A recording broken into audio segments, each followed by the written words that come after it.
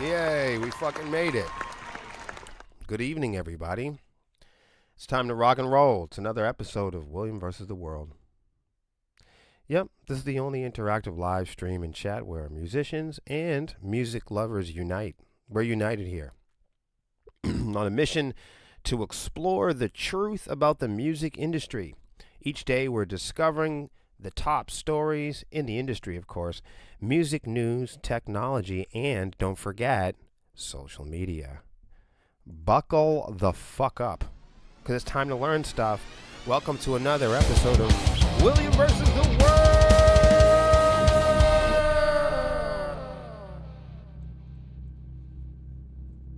So I'm a little late because I had to roll this joint.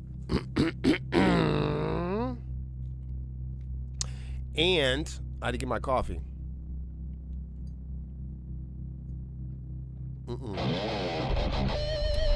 already feel like it's lost steam already. Oh my goodness. I can't get it right. The best way to help support the stream here is to share the feed. So if this is your first time watching, or I'm not even sure what episode it is. I think it's like almost like episode 80. I appreciate you guys for being here, and if you could, the most powerful and productive thing that you could really do is share the feed. Share the feed, share the live, share the stream. That is the best way to do it. So I'm going to jump right in today because, I mean, you guys have to forgive me. It's been really busy, and let's face it, man, when things come up, it's life on life's terms. I do this live stream for fun. There's like nobody asking me or paying me to do it. I do it for fun. Each day we scour the internet and comb the World Wide Web for the top news stories in the music industry and technology. We do that to keep up with the music industry. It's an everyday, moment-to-moment kind of evolving mechanism. And we realize it's just difficult for people to kind of stay plugged in and in touch with what's going on, like day to day. If you went week to week on the music industry, you really would lose track of what's happening. And that's because the music industry is powered by law, litigation, lawyers, accountants, okay? And of course, big tech manufacturers, the gadget makers, the toy makers, but specifically big tech, you guys. The music industry is driven by big tech. Silicon Valley, app builders, developers, and people building the next trending technology, the next big gadgets that are going to shape our world, like the cell phone. So, hey, what's up, Chad? What's going on, brother? Brother Brandon's in the house. How you guys doing? So I'm going to light this J, because you know I don't play. And we'll get right to the news. Guys, if you could direct your attention to the screen. Does anybody know who this is on the screen? Put his name in the chat. I'm going to light this joint. If you guys know who this guy is right here, please put his name in the chat.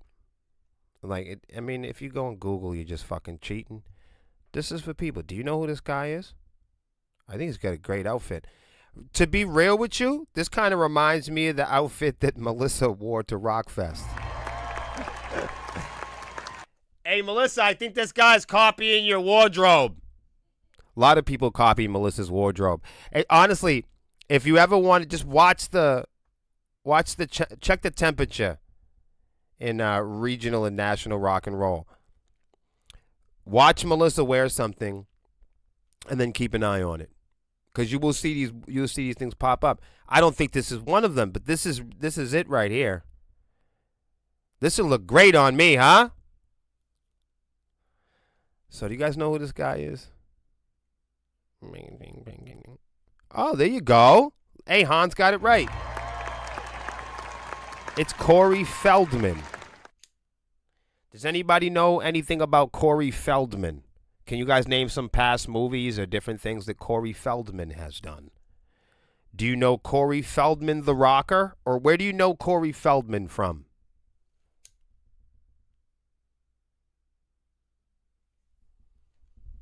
Are you a fan of Corey Feldman? You don't have to answer that. But give me a place. The Burbs. Very good. How does Hans know all this stuff? So apparently, Corey Feldman can be found performing on The Burbs. What is that, a TV? Is that a TV station? I mean, is it the whole station? It's just him all day? No, is it like a sitcom or something? I'm sheltered. Yeah. I never got to control the prison TV. I avoided that one. That one in poker tournaments. I just stayed away from it. Oh, it's a movie. Okay. Two things you want to stay away from in state prison, if possible. And that's the poker table and the fucking television. I mean, because there's only a couple of them. So you get into that, and and just remember, Caliente is always on Saturdays, regardless. But you'd only know that if you knew that. The Lost Boys, very good. Very good.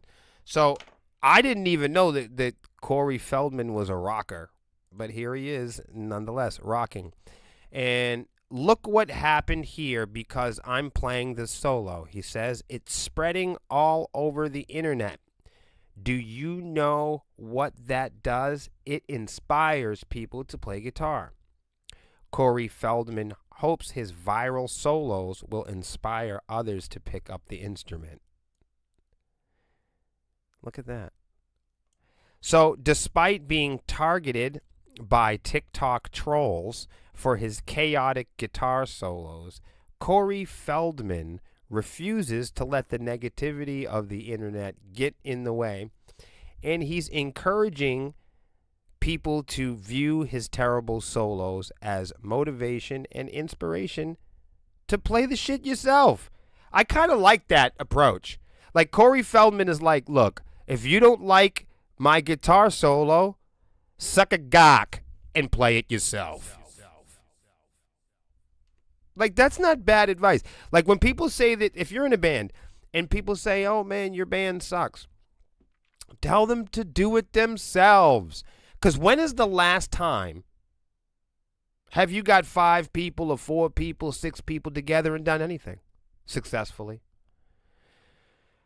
Most people can't pay their bills for 10 months, let alone spend 10 minutes on writing a song. Most people can't stay in a conversation for 10 minutes. Or stay in a relationship for 10 months, let alone have a band or a business for 10 months. So I got to give it to Corey Feldman on this one. Way to find the beauty in everything and reinforce that music is a matter of taste and personal perspective, and whether or not you like Corey Feldman's solos, he's out there inspiring and using his output to encourage others to play guitar. And I think that that's cool. It seems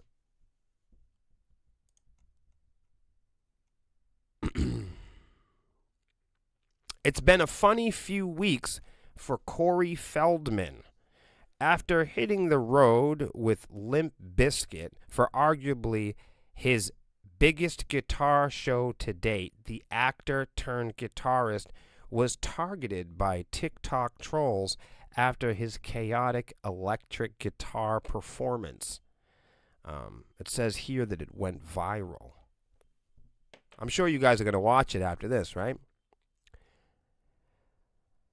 His off-the-wall soloing style quickly caught the attention of many internet commenters who accused Feldman of fake playing.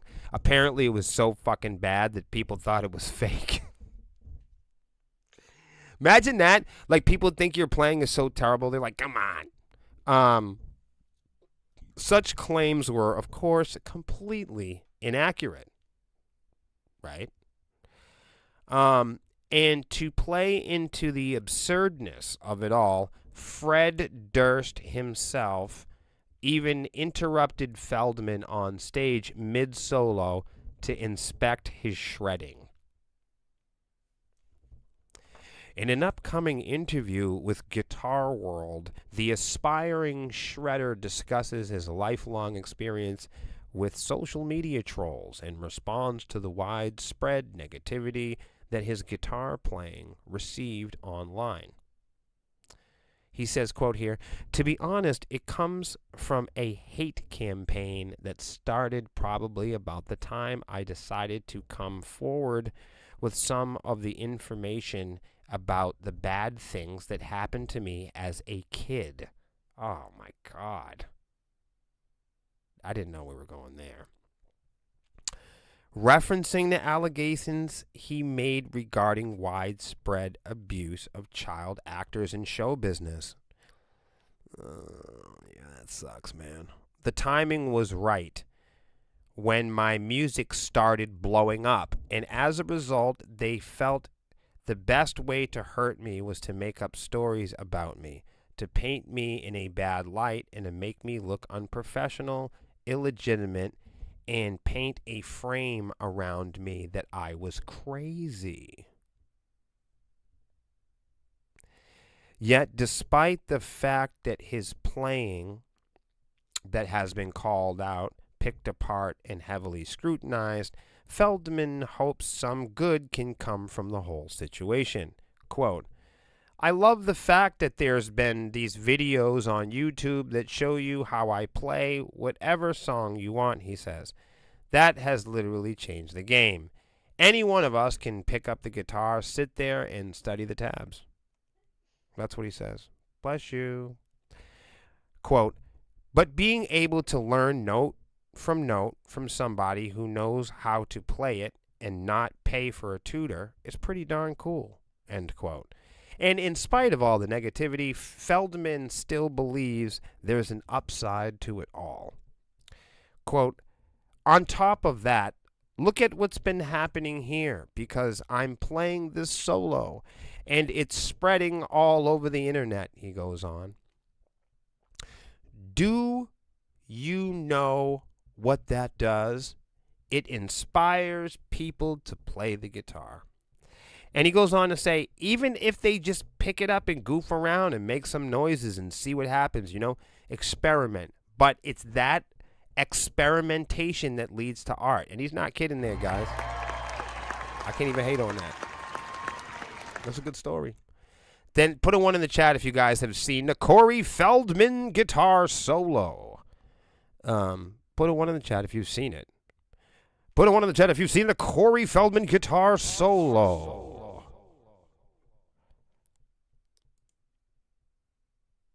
How are you guys doing in the chat? Oh, we got to check up on my buddy. But not yet. What do we got here? Okay. There's always, there's always going to be Spotify news. There's always going to be Spotify news. I do Spotify news every fucking day. No, I'm just kidding. It's whatever in the news. I know it feels like I cover Spotify every day, but that's because they're in court every day. It feels like I cover Ticketmaster every day. That's because they're in court every day. It feels like I cover the same shit, the same scams, the same hoaxes, the same bad actors and criminals, because these fucking criminals are always in court and they're always being called out for ripping people off. So don't be surprised that I cover the same stories of the same people that are ripping off everybody in music.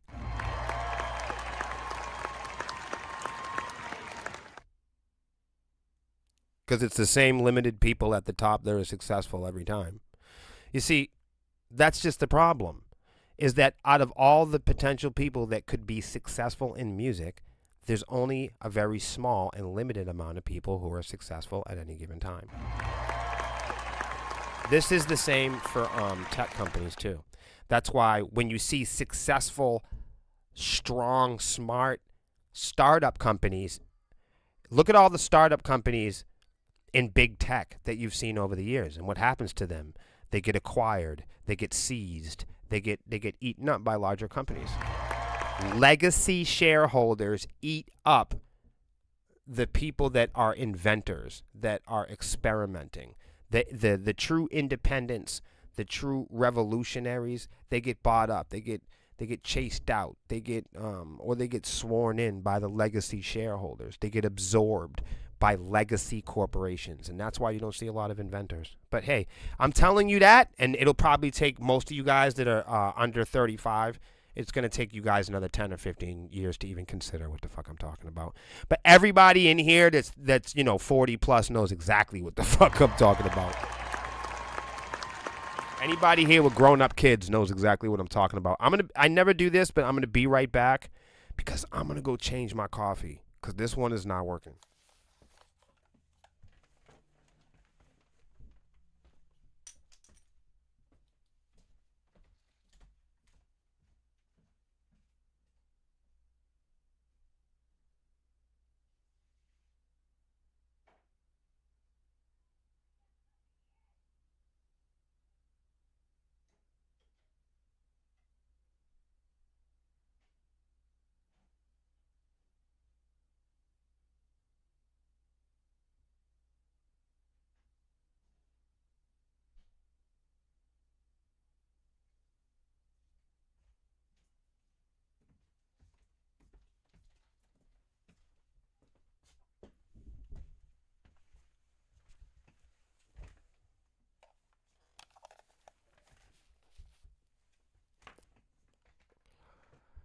I appreciate y'all. Thank you for being patient. How you doing, Sean? How's it going, my brother? Kappa Jones in the building. How's it going? I assume you're from Texas. It looks like Texas. If you're not from Texas, that's fucking weird. Hey, my buddy Chad. I always appreciate you, my brother. So here we go. Here it is. Spotify getting flooded with AI covers and fake bands. You see this? You see this, everybody? I want you to take a good look here. Dead serious. Spotify is getting flooded with AI covers and fake bands. And a lot of it looks legal. Looks legal. Spotify is getting flooded with AI covers and fake bands. What a fucking surprise. AI-generated covers of famous songs from fake bands are flooding Spotify. IP owner approval isn't necessary needed for AI-generated music and granted automatically for most cover songs, leading to hundreds of fake bands on Spotify with AI covers. Covers of popular songs are now being added to an existing playlist featuring songs from real artists, with fake artists' names and covers to make them seem more legit.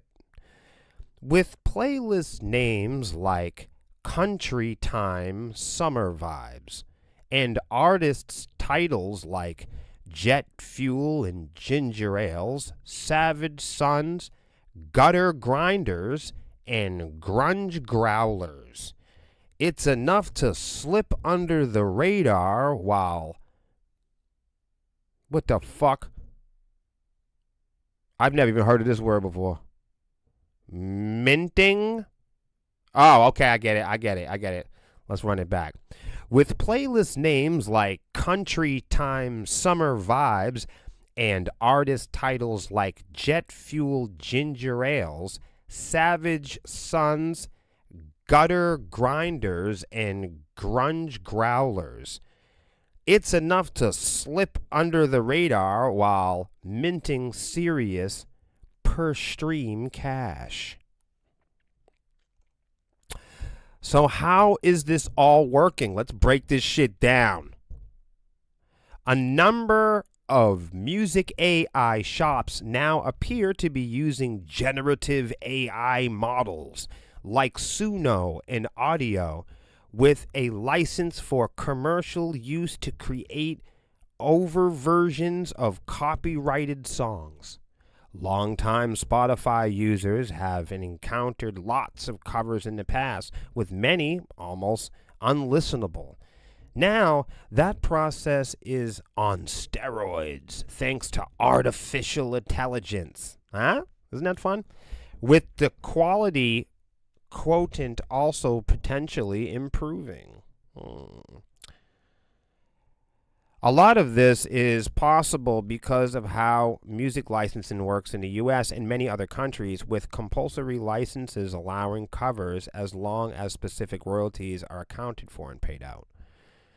Other rules and stipulations apply, but the short version is that if the songwriter and publisher royalties are paid on the AI-generated cover work, then technically no law has been broken.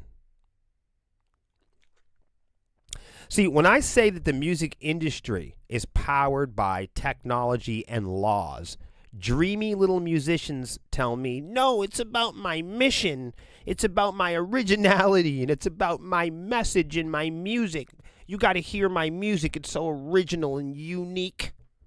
That's what musicians think. Musicians think that the music industry is about their unique original message and their emotional energy that they've put into their craft. They think they think people give a shit about that. It's fucking mind-blowing. It's jaw-dropping. It's staggering. It's stunning that in 2024, musicians are still waiting in line for the music industry to pluck them out and deliver them, present to them, manufacture them the image of success.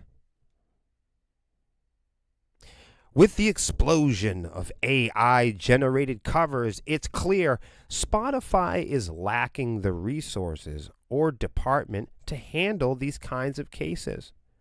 Bad actors can obfuscate their identity by using anonymous artist names or copyrighted LLCs, allowing them to claim the mechanical and public performance rights for their AI-generated covers, while attempting to bypass the traditional licensing requirements and fees owed to the original songwriters. What a fucking surprise. What a fucking surprise. The bad actor engaging in creating AI-generated covers can rack up millions of plays and substantial royalties through unauthorized cover versions. Original songwriters must work with Spotify to have the infringing content removed if royalties aren't being remitted or recordings aren't being infringed. But this is like playing whack-a-mole. It's also unclear how these songwriters can take legal action if the bad actor's identity remains hidden. Songwriters must appeal to the DSP to delist infringing content until courts can rule on the legitimacy of the allegations of agreements between two parties. Guys, this is just another case of shitty people using technology and leveraging machines to take advantage of our legal system. That is the music industry. Because the laws and the litigation will never catch up to the technology and the surging rise, the surging growth of technology has, of course, lapped what is possible in a human managed courtroom, in a human supervised setting. The gadgets, the technology, and the machine learning is creating new tricks before people are born to learn and read and create and write and litigate the laws. There won't be enough people born that'll be alive long enough to litigate this shit. So this is just another clear example of human beings going, I found a new trick and I'm going to take advantage of it and I'm going to make money off of it as long as I can, because people are too busy surviving. People are too busy surviving to keep up with the learning curve. This is another case of new technology coming out and fucking villains taking advantage of the technology, using their free time to leverage the technology in a way where it robs the quality from other people's lives. And people that do this, they know that people are far too busy trying to be original, trying to be creative, trying to survive or live their lives. People are far too busy trying to eat or pay their bills. People are far too busy trying to be musicians, to be coders and investigators and hackers. Most of us that started to learn guitar, we never knew that we would have to be accountants and hackers. And with every new turn of technology, there's a bad actor around every corner, around every layer of every industry, not just the music industry.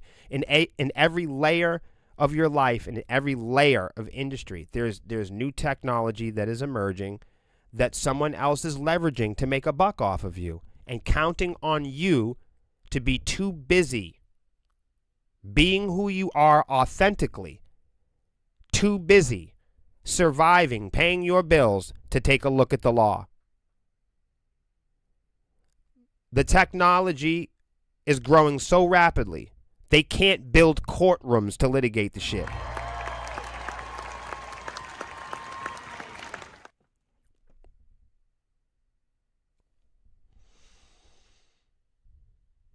We're going to have to move on from this one.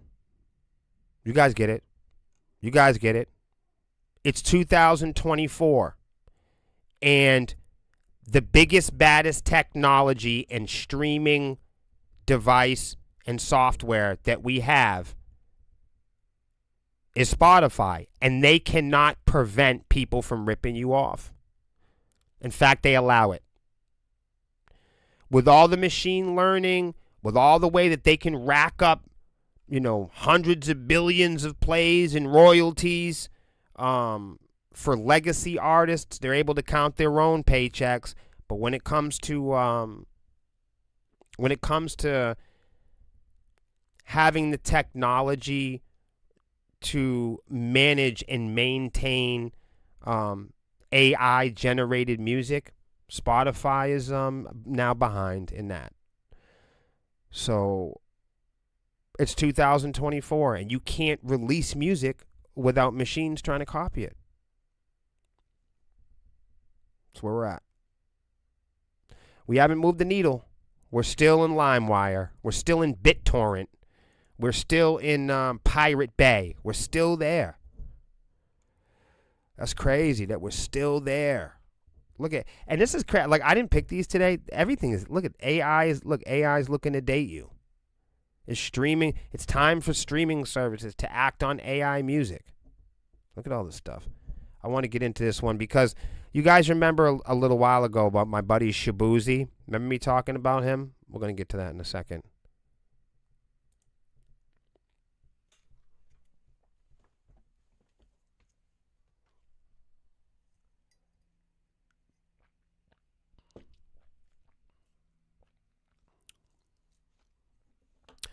How you doing, Sean? How you doing? Hans, how's it going, brother? You guys remember me talking shit about this poor guy? Now I feel bad because let's face it. I do realize a lot of my audience are like people on social media, friends of mine that are having a laugh with me, or at me. So a lot of times, like, I'm covering stories and I'm covering topics that I know make you guys smile or make you guys laugh or make you guys cringe. So every now and then there'll be a celebrity or there'll be a rapper or an actor or a singer, and I will mention a story that has them in it. And often, because I'm a bit of a showman, I tend to talk some shit. And a lot of times it might be something as juvenile or immature as how somebody's name is, like Shaboozey. Now, I'm going to tell you something. The reason why I'm qualified for this is because I'm in a band that has a silly name. People since we've ever been a band, it's no surprise to me. It doesn't come as any shock that people make fun of our band name. I get it.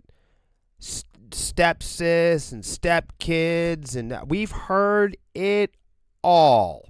Believe me, everybody has scrabbled up the words in every way that you can imagine, and everyone has authentically, on purpose, screwed up our name and tried every single way to make fun of it. And guess what, guys? It comes with the fucking territory.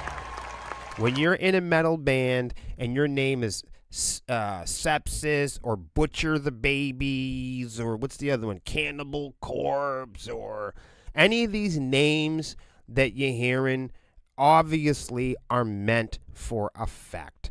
You can't really look at a lot of heavy metal band names and go, wow, this deserves serious attention. It's kind of like watching a horror movie. When you watch a horror movie, you're not getting off on ripping people's faces off, really. You know, when you get on a roller coaster, you're kind of playing with death. You don't really hope you go flying off the tracks. The same thing when Jason Voorhees and Freddy are running around, you're glad that it's fake, right? Like most of us are glad, and we know that Butcher Babies, the name of the band, doesn't have anything to do with much, okay? So what I'm saying is here, we have thick skin. I realize it. But apparently, Shaboozie's fans were mad at me because I got attacked by like a handful of Shaboozie fans. Look, I didn't know they were really serious. I didn't say anything particularly negative. I just said that Billboard was a joke.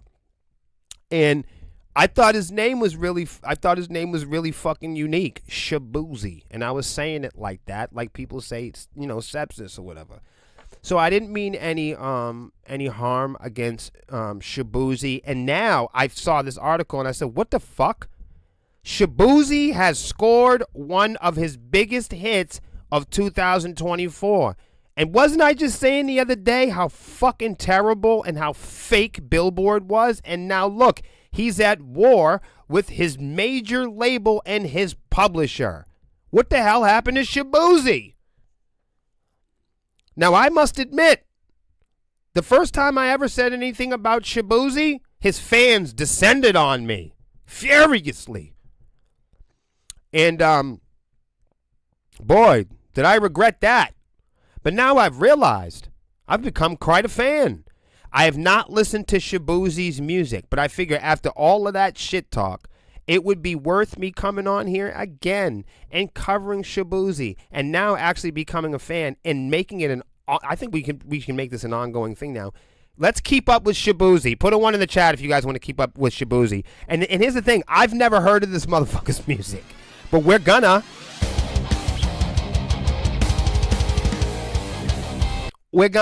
And the reason why we're gonna is because look at how this has turned into a story now. Originally, I thought I was covering Billboard. By default, Shaboozie got pulled into the conversation with me not knowing a damn thing about him. Please forgive me for that. But I promise you, it was just collateral damage. Billboard's a joke. I never thought that Shaboozie was a joke because I've never heard of his music before. But now, me and Shaboozie have something in common because, look, he's at war with his label and his publisher, just like me. Shaboozie files a lawsuit against his publisher and label with allegations that he was blocked from exercising an early termination contract clause. Shaboozie has rocketed to stardom this year with his track, A Bar Song, Tipsy. Easily one of the biggest hits of 2024. I didn't know that. The first time I ever said Shaboozie was last week. Shaboozie. But now he's suing his former label and publisher, and his label is suing him right back. All within the last few days of me talking about it. Holy shit. On Wednesday, August 21st, Obinna Shabuzi, better known as Shabuzi, first sued Warner Chappell Music Publishing with allegations that Warner had blocked him from exercising a contract clause. This clause, Shabuzi said, allowed him to terminate his contract early by repaying 110% of the advances which were loaned to him from Warner Music, which are sometimes paid to an artist ahead of royalty payments and are recouped from future royalties earned.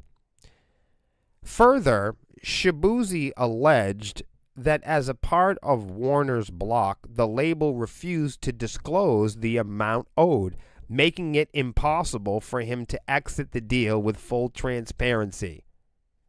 What the fuck? So, like, when I report about the music industry being fucked up, I reported about Billboard in the music industry being fucked up last week, and a week before, and a month before, and a year before, and a year before that, and probably 2 years before that. And then, like, there was, like, 2018, 17. Basically, since, like, we've been going live, we've been trying to show everybody how fucked up the music industry really is. Now, I get it. For independents to say that the music industry is cliche, right? Because we're such losers and we're so unsuccessful. Clearly, we're just jealous and we're just haters. And that's why we always talk about the music industry treating musicians fairly, because we're just so unsuccessful and we're having so much fun that we're hating on everybody else. I mean, that's the general idea, right? That independent music sucks so bad, and independent musicians are such terrible musicians, and we're such failures, and we're having so much fun that why should we be treated or paid fairly, right? I mean, that's the big argument with independence. But here we are 6 years later, and just last week, I was trying to make a point of how corrupt and disgusting Billboard is. And by default, sympathetically, I mentioned Shabuzi being in the top Hot 100 on Billboard. And I think it's ironic that here we are only a week later, and here is Shabuzi saying that now he's at war with his label and publisher because the music industry is fucked up. I just find that so ironic that 1 week ago, everybody was saying how much of a villain I was because I was pointing out that Billboard is a fucking joke. And here is Shabuzi. Here's Shabuzi at war with his label and his publisher, suing them because the music industry is a fucking joke. Have I made my point? So while everybody was running around trying to protect Shabuzi because I was pointing out Billboard, here's Shabuzi filing a lawsuit against his publishers with allegation that he was blocked from an existing termination contract clause because they're gonna rip him off. I love this shit. I was just explaining this to you amateurs. Wow, justice is good. I just fucking told you. Everybody ran out like Captain fucking Save-A-Ho to try to make a big point, to try to stick up for Billboard. Here you go, guys. Here's your fucking answer. You see?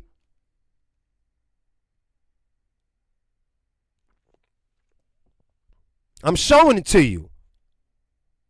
Last week, I was a fucking psychopath because I brought up a story with Shabuzi in it, showing and reinforcing that Billboard is a fucking joke, that the music industry is a fucking scam. And here we are. After everybody ran to back up Shabuzi and Billboard, here's Shabuzi! The very next week, saying the exact same thing that I said the week previously. So for all you smartasses, for all you fucking know-it-alls on the internet that was upset and wanted to back up Billboard and come to Billboard's rescue last week, here's Shaboozey. Here's your Hot 100 saying the same fucking thing that I said last week about the music industry scam. It's a fucking joke. William Savant says the music industry is a fucking joke, and so does Shaboozey.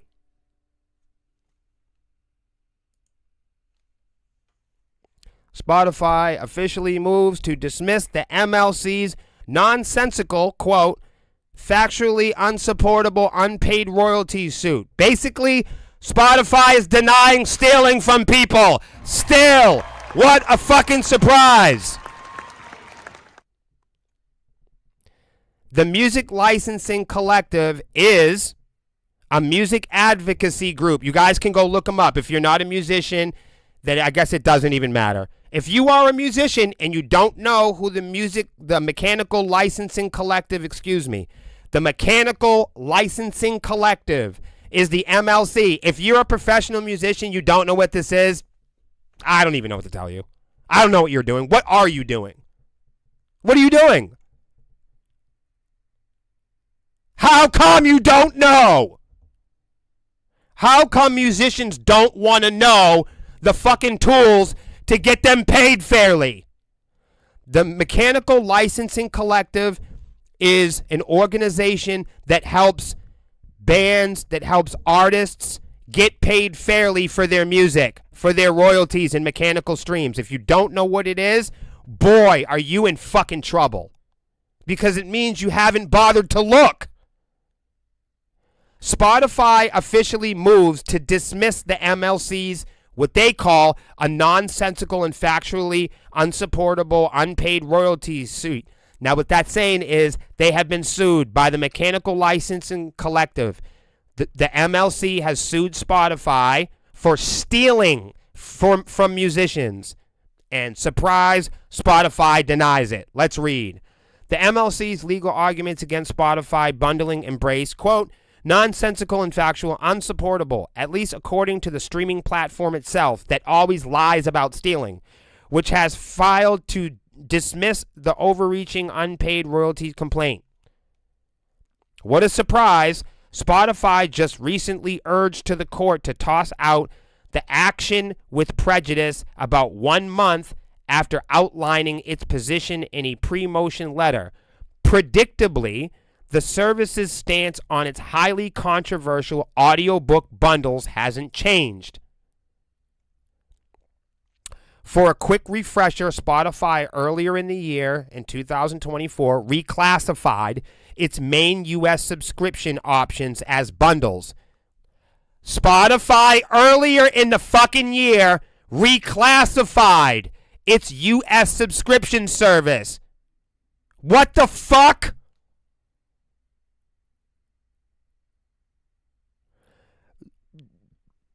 Spotify is now doing audiobooks. But I'm willing to bet that anybody that's ever signed up to Spotify didn't sign up for audiobooks. So that means that Spotify is not a music app. It's a whatever the fuck they want to be app. Whatever the machine predicts that you guys want to do next is what Spotify's going to become. After rolling out standalone audiobook tier only, a music-only alternative would go live later, following ample pushback from composite rights holders. So they didn't come up with a music-only alternative only after they were threatened, let's be clear. While seemingly small deal in general, the move is having decidedly significant effect on the size of Spotify's U.S. mechanical payments. That's because all the artists that are on Spotify get paid from a single mechanical pool. So now artists that are music have to share mechanical royalties with people that make audiobooks.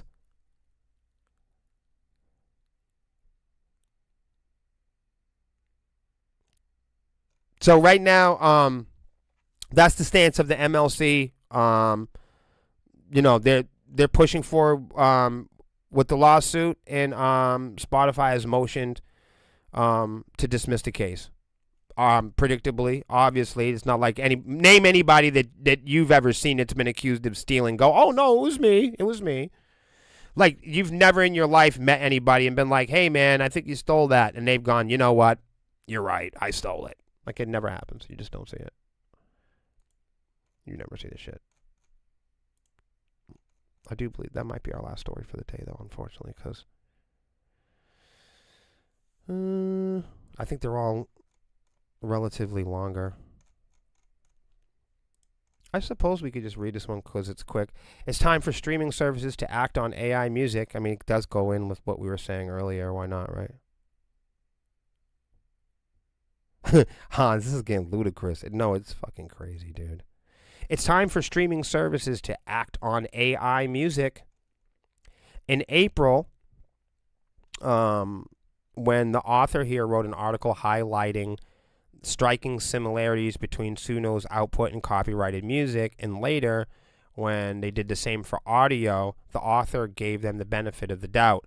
It was possible they had signed deals that let them train on major labels' music. They were talking about audio and Suno. It was even theoretically possible, though unlikely, that they hadn't trained on copyrighted music at all, and that the numerous likenesses were down to an uncanny level of coincidence, which nobody believed. We all have known that machine learning has been learning from all the information that we, the people, have uploaded to the internet.